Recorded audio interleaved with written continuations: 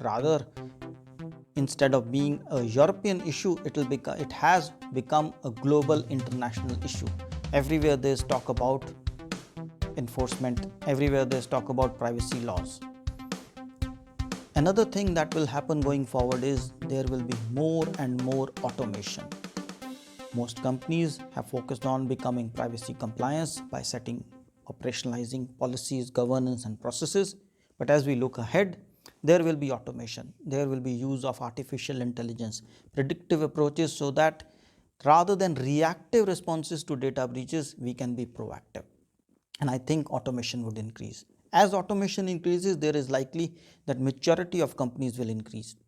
And as maturity increases, they would like to differentiate themselves. They would like to differentiate in terms of demonstrating by focus on certifications, self-audits or external audits, to differentiate, to create an environment wherein they will go to customers and say, we are privacy compliance, please trust us. And as that trust happens, there will be more and more trust and more brand recognition and more value to companies which are privacy compliant.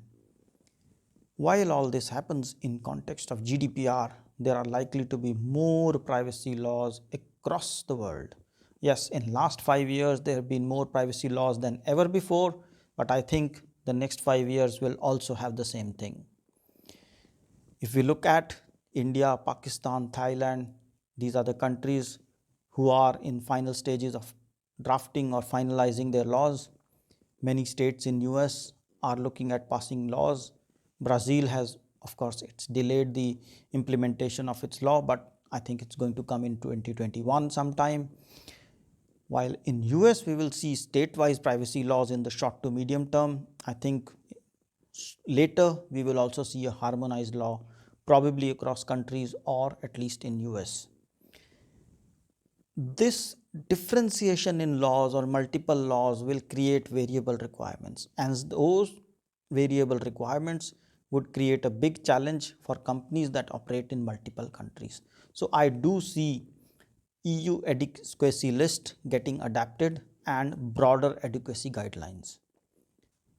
As all this happens, new standards would emerge. Already we have ISO 27701 as the new standard. We are also having NIST as a framework, and as these things happen, privacy compliance or certifications will become a source of brand differentiation.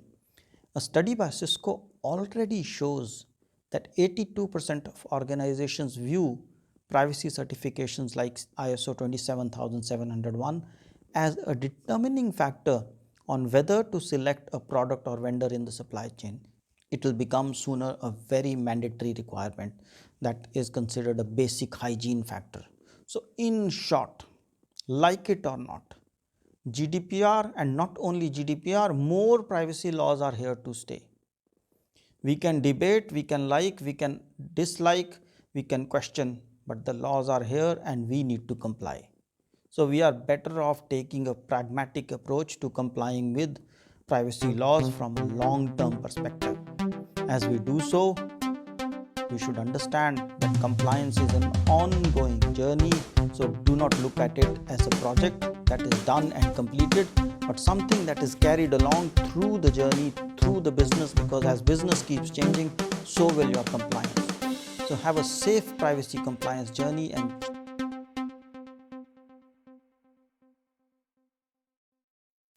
if you like this, find the full episode of Fit for Privacy podcast on iTunes or Spotify.